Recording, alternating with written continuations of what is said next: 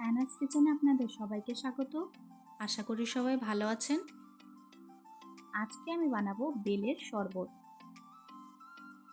বেলের শরবত বানাতে আমি নিয়েছি একটি বেল, 1 কাপ দই, 2 টেবিলস্পুন গুঁড়ো চিনি ও কাঠবাদাম। প্রথমে আমি বেলটা ফাটিয়ে নিয়ে ভেতরের পাল্পটা বের করে নেব। একটি চামচের সাহায্যে আমি পাল্পটা বের করে নিয়েছি। এখন হাত দিয়ে একটু চটকে নিব ও অল্প অল্প করে জল দিতে থাকবো। আজকের রেসিপিটা যদি আপনাদের ভালো লাগে, আমার চ্যানেলটিকে লাইক, শেয়ার, সাবস্ক্রাইব করে আমার পাশে থাকবেন।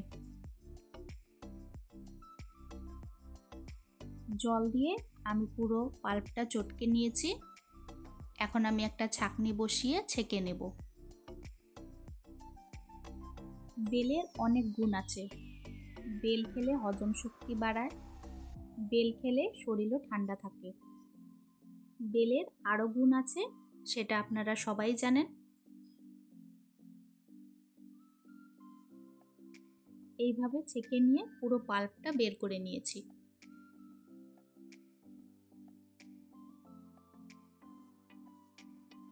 এখন আমি একটি মিক্সি জারে ঢেলে নিব।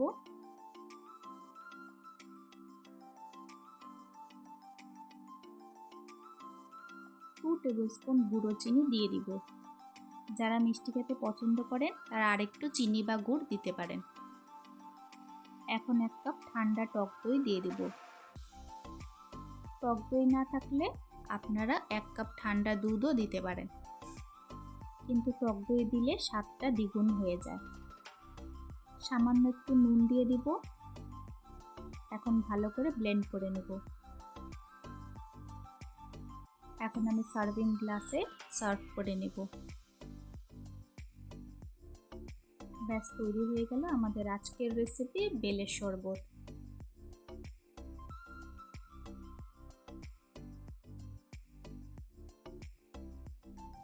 আমি উপর থেকে একটু কাঠবাদাম ও কাজু দিয়ে সাজিয়ে দিয়েছি। আমার রেসিপিটা ফলো করে একবার এইভাবে টক দই দিয়ে বেলের শরবত বানিয়ে খাবেন। আশা করি ভালো লাগবে।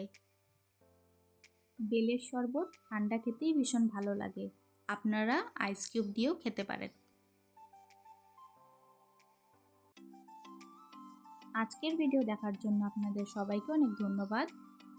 সবাই খুব ভালো থাকবেন।